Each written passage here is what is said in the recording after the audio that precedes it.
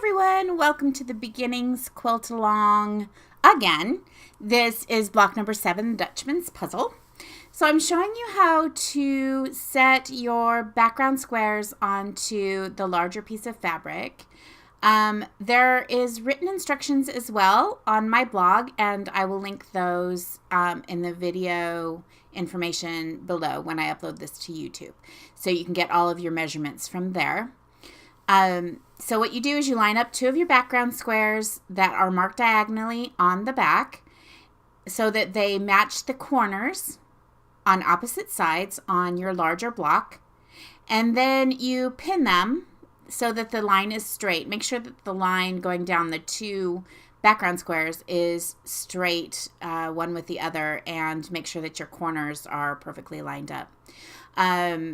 It's really important that you do this part carefully because your flying geese, which is the unit that we're making from these, will not come out properly if you don't. You're going to sew 1/4 of an inch down each side of that marked line, and then you're going to cut it apart. I didn't think you needed to see me sew those straight lines, so I didn't bother putting that in the video. So you'll cut those apart, and here I'm taking a picture for the written tutorial because I always forget to do that and end up having to take a screenshot from the video, which doesn't come out as nicely as a regular picture does. So here I've already cut apart all of the pieces, and I'm just going to press them. I wanted to show you this because it's kind of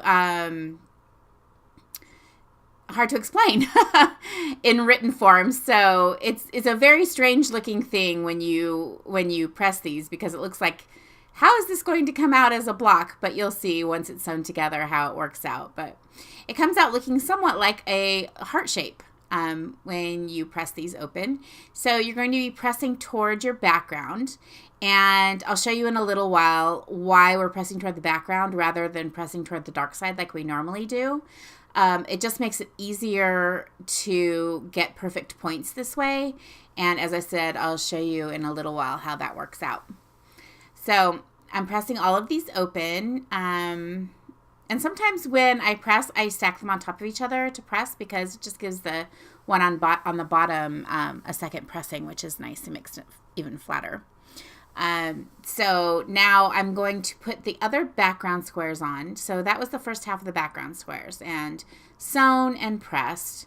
And this is the second half of the background squares and how they go on. You will again line your background square up with the corner of the larger piece. And when you do this, you want that line that is marked to go straight over the point, the inside point of the piece that you've already sewn. And I'll show that here in just a second.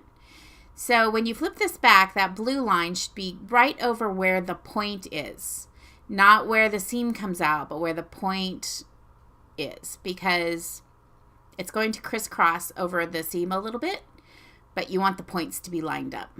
So you'll see what I mean when you do it. I know it's harder to see in this picture, and I'm sorry about that, but I couldn't get a more close-up picture with the way my video camera was set up. So I just flip it back and make sure that that inside point is right where that blue line is going over. You might actually be able to see it better on the last one that I do, because you'll be able to see the green in the background. But anyway, so you go ahead and put those on and pin them.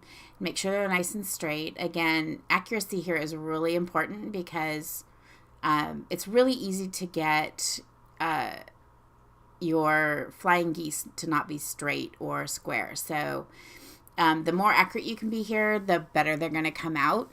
You can always fudge them a little bit as long as you have at least 1/8 of an inch seam allowance. It's fine.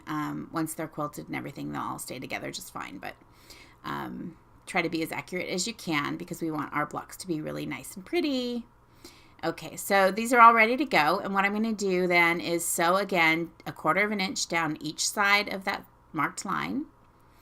And again, I didn't think you needed to see me sew that, so I'm going to skip over that sewing part and come back to cut them apart. Okay, so here they are all sewn. And when you sew these, you'll find that the seam will come down and it will land right in the point where the corner of, so I'm trying to show you that here, and unfortunately it got out of focus, but the seam will come down right where those points are if it's lined up properly. So you'll have a 1/4 of an inch seam down each side. And then you cut these apart, and this is going to make our flying geese units. Flying geese units are really important because they make up quite a few different traditional blocks, and people use them all the time for just about everything. These are what you use when you make a variable star block, which is one of the most popular blocks out there. We're going to be making one of those for our quilt as well. So here we are. While we iron this, you can see that the pieces that we have left are our flying geese units. So flying geese are used for lots of different things. You can just stack them on top of each other, and they make great little blocks all by themselves. This is a block that's made up of nothing but flying geese, and it has a little pinwheel in the center if you do it with contrasting fabrics, which is really fun. You'll use these to make star points. You'll use them for different kinds of borders, all different things. So we have at least 3 blocks. I think it's 3 blocks in this quilt that use flying geese, and I'm going to show you 3 different methods of making them, and you can choose whatever is your favorite. This one makes 4 flying geese at a time and does not waste any fabric, and so it's my favorite way of doing it. Most of the time you're going to need at least 4. Okay, so I'm showing you how to square it up. You want this to be 2.5 by 4.5, and you want to make sure that your point is a 1/4 of an inch down. See, that's what I'm showing you here. A 1/4 of an inch down from the top of the block. You want to make sure that point is at least a 1/4 of an inch down, because that is how you're going to make sure that your points stay nice and pointy when you sew your 1/4 of an inch seam. So I'm just trimming this up, and now I'll flip it around and trim it to 2.5 by 4.5. Again, being certain that that 1/4 of an inch is still there on where that point is. Sometimes you'll have a little bit less than a 1/4 of an inch, but if you do, just make sure you don't cut anything off the top, because you're going to want as much of that seam allowance as possible. So now you have a 1/4 of an inch at the top, and it's 2.5 by 4.5. Here I've just set them out, and I'm sorry that this got off screen a little bit. I meant to pull the ruler down a little bit so that it was better in frame, but you can see how the center makes a pinwheel, and then you have the darker ones on the outside. And what we're going to do is sew them together in 2s to make a 4 patch, and then we'll sew the 4 patch together. So I'm showing you here how I'm sewing this together. Put the 2 pieces together, and the one that has the point where the seam is going to be, you want that to be on top. And go ahead and pin the ends, both ends. And then you can put a pin in next to where your point is, and make sure that your point is on top, because when you go to sew it, you want to make sure to sew right over where that little X is. I've shown you this a million times, and I'm sorry for repeating myself, but if you want to have perfect points, that's how you do it. So I'm going to go ahead and pin this to the side, and then just sew that seam. You'll have 4 of these to do, and they'll all be exactly the same. And then when you set them back up, you'll see that they all make this the cute little pinwheel right in the middle of the block.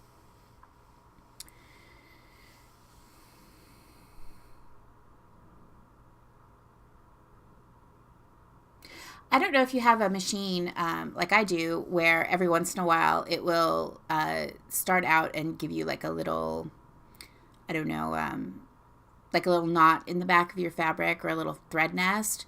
If you have a machine like that, and I normally do that with my machine, but I haven't been doing it lately as I've been showing you this, you can do a leader and an ender. It's just basically a little piece of fabric that I'm just showing you that I have a little perfect point there. A little piece of fabric that you put through the machine before you start sewing your seam. That way the knot ends up on that piece of fabric instead of ending up on your block.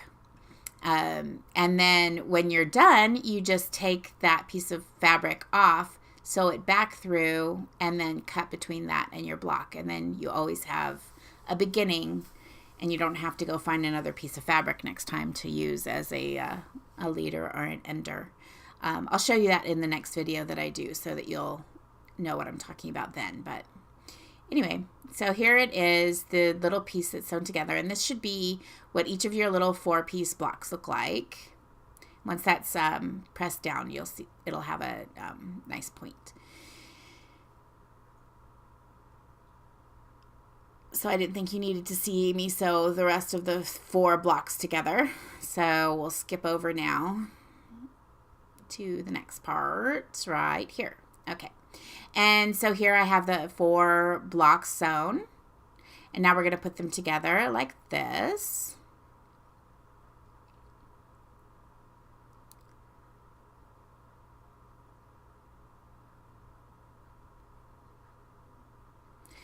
So when I put these together, you'll see one side will actually have a part where the 2 seams can lock, which is nice, so you can get your nice points that way. So you can go ahead and lock the seams on one side and put a pin in.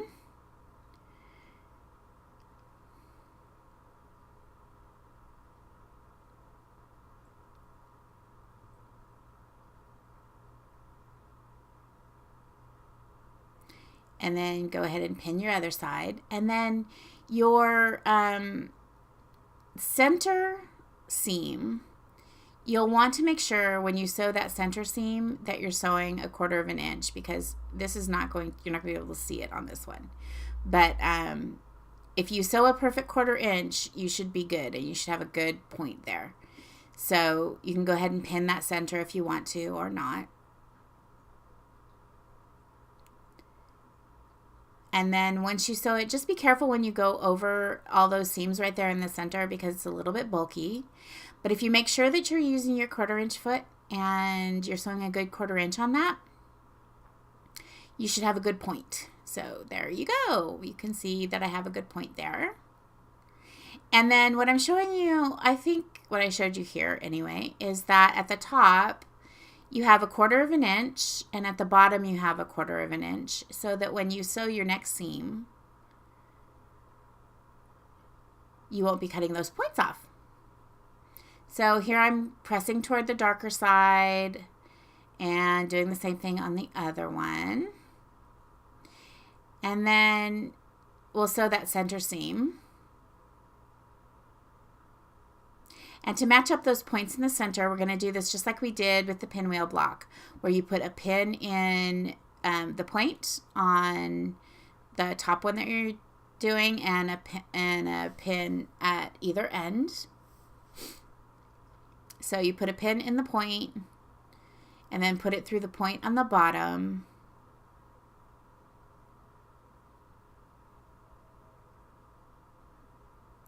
Stand the pin straight up and put pins on either side of the seam, and then take the center pin out. And that'll keep you from moving your point. And if you've pressed toward the dark side on each of these, you should be able to nest your seams again so that they match up nice and perfect. So we've got our 2 points together. We know that because the pin is through both of the points. We're matching up the seam, and then we're putting a pin in either side.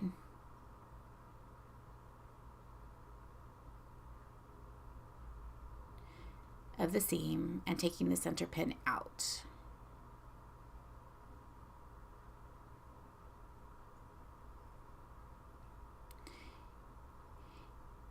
And if you're a beginner, which I'm thinking you probably are, since that's what this is all about, I want you to know that this does not take a long time. Once you get used to doing this all the time, it's just going to come really natural to you. You're going to do it every single time without even thinking about it. As long as you remember to do it the first 20 times or so, after that it'll just be a something that you just do and you know how to do it. And here's our cute little block with all our perfect points. I just love these colors. The bright orange and yellow are so springy. I hope you love it.